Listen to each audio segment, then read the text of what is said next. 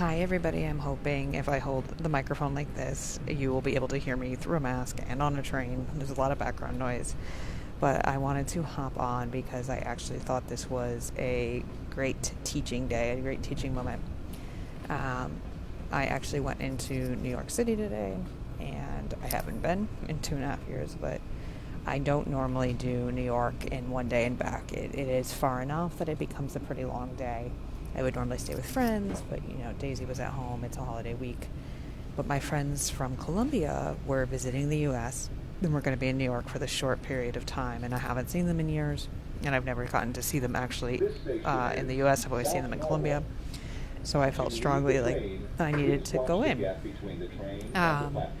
And when I first got here, it was great. I got to do a lot of tourist things, which I haven't done much of because I am close enough. I tend to not go in as a tourist.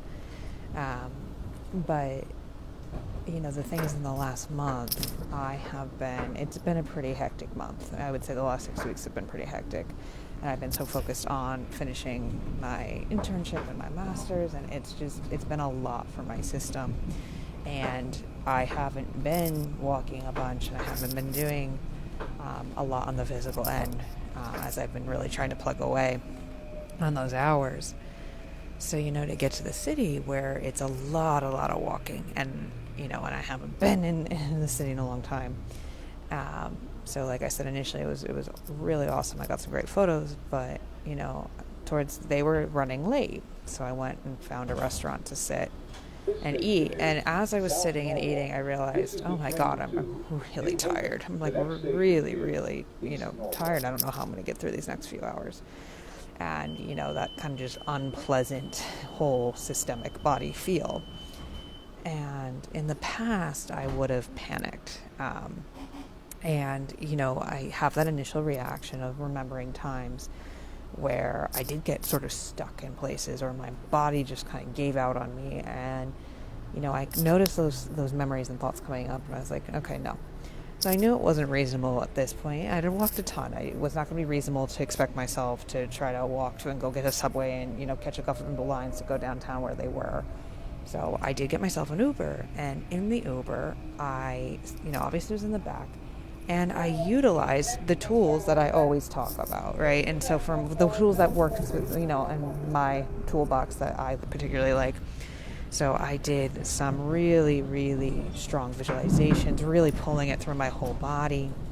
I did a couple energetic things and just stayed really relaxed instead of going into all those memories of oh God, what am I going to do? What am I going to do? This has happened, this has been bad before, whatever it may be, right?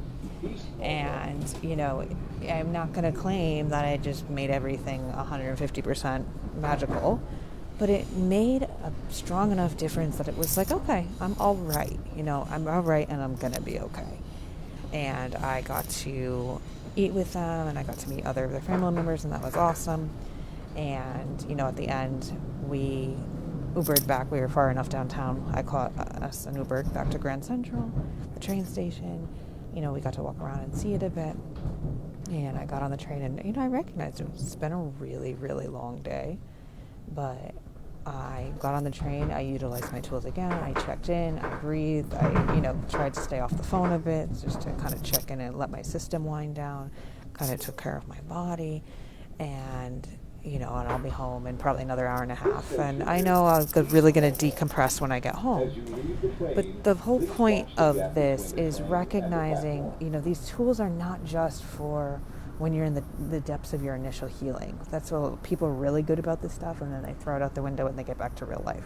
And it's also not things that you can only access when you're in your home in your perfect situation, right? And that happens so many times. Is my clients will say they were out and they can't do their tools, they'll be trapped, they'll be this, right? And I know that initial feeling comes on, but it's recognizing you can utilize these tools wherever you are. And actually one of my visualizations is thinking about when I feel really great in my home, like after I've gotten out of a bath and all of this, how I'm relaxed and like I have good circulation and my body feels really good.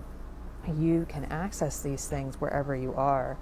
make it work for you. Are you going to go to a bathroom? Are you going to just not care like I do and sit on a train and do these things? Are you going to do it in the back of an Uber? Where are you going to check in? And it's not that it needs to be the perfect environment to do these things. And it's not that it's okay, I did this for 6 months and now I'm done. I personally think these are tools you're going to use for the rest of your life, and they are accessible anywhere at any time. And it's remembering you have them and making them work for you. And, taking reasonable steps to take care of yourself in the moment as well. All right, so I hope that helps. I'd love to hear, what tools do you find? How do you make them work for you? Where do you use them? What are your little tricks around them? And, let's have a discussion about it. All right, I will talk to you guys soon.